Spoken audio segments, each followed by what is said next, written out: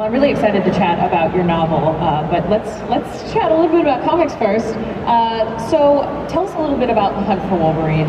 Wolverine, I thought, isn't Wolverine's dead? I thought. I mean, nah. So in 2014, I wrote a book called The Death of Wolverine, in which I killed Wolverine alongside Steve McNiven, who's one of my frequent Marvel artistic collaborators, who was just incredible.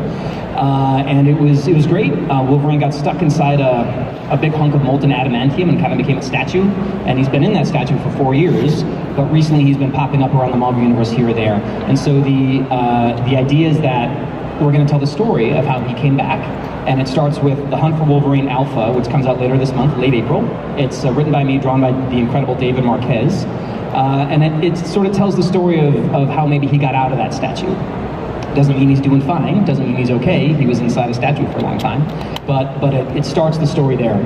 And it kicks off a huge epic story that's going to run over the entire summer, that runs through 4 different mini-series, each written by a different writer. I'm one of them, that kind of will give a big picture, all these different clues as to where Wolverine is and what he's been doing and what he's up to, and that all builds to this huge thing that's going to happen in the fall, which has not been announced yet. As much as I'd like to tell you all about it, the powers that be at Marvel would be mad, so I don't want to make them mad. Tease us. Yeah, I know, but it's all part of a big unified thing. I'm kind of show running the whole event, which is awesome. I'm working with great writers, Tom Taylor, Jim Zub, Mariko Tamaki, to help bring it together. Lots of fantastic artists as well. So it's something we're putting a lot of effort and a lot of focus into, because Wolverine's one of the coolest characters in the Marvel Universe. If you're going to bring him back to life, you really want to do it right. Absolutely. And so when you're writing this, do you map out the entire storyline first, or do you kind of just write and see where you go? I mean, some comics I do work on that way, that are more, I don't want to call them improvisational, but they're more, you're finding it as you go. But The Hunt for Wolverine and what comes after is such a huge story, monumental story, and it is structured as a mystery, right? And so I know where it's going, I know where all these pieces need to fit together.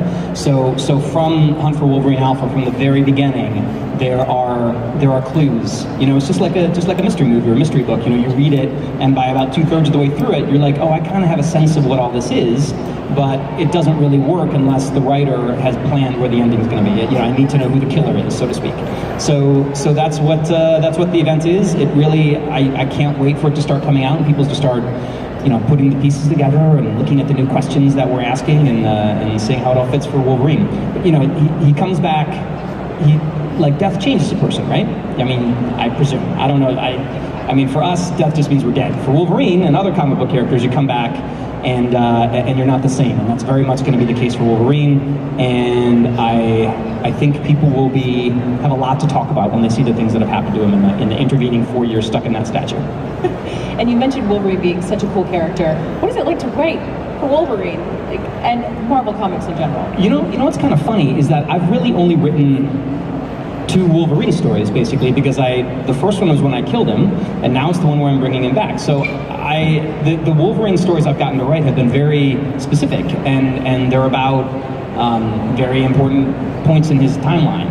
But writing Wolverine or Daredevil or Darth Vader or any of the books I get to write for Marvel is always a thrill, because these are characters that have so much pop cultural weight to them, and getting to add new chapters to their story is it still blows my mind that they let me do it, and they let me make such big changes to them and do such monumental things. I mean, I don't know if any, I guess Daredevil 600 came out a couple weeks ago, but it had a big, thank you, Daredevil fans, it had a big spoiler at the end where basically Daredevil becomes the mayor of New York City. And so playing that out in future stories is going to be unbelievable. I can't wait to do it, and the fact that I get to do it is just the best. And did you grow up a fan of comics? How did you get into being a writer? I did. My family, we grew up in Michigan, and so we would take these long road trips all over the country when I was young, and the best thing to keep the kids quiet in the backseat of the car, I have 3 brothers and sisters, is to buy them a stack of comics. And my dad was very aware of that as a method for making us shut up. And so the very first comic I remember reading was an issue of Fantastic Four that he went into he just went into a drugstore, because I think we were just like yelling in the backseat, whatever, like kids do. And he came out with a stack of comics, and he handed one to each of us. And mine was a John Byrne Fantastic Four issue where they meet a bunch of Asgardians, like Thor and people like that. And I had never read anything like it, and I was really surprised because at the end of the issue, it wasn't a full story, right? Like it ends on a cliffhanger, like all comics tend to do, because they want you to pick up the next one. And I had never, it just was like, wait a minute, this is not like any other thing I've ever read, or the story just goes to, it doesn't finish, so I got to find out what happens next. So that was where I got hooked, and then sort of fast forward years and years, and here we are now.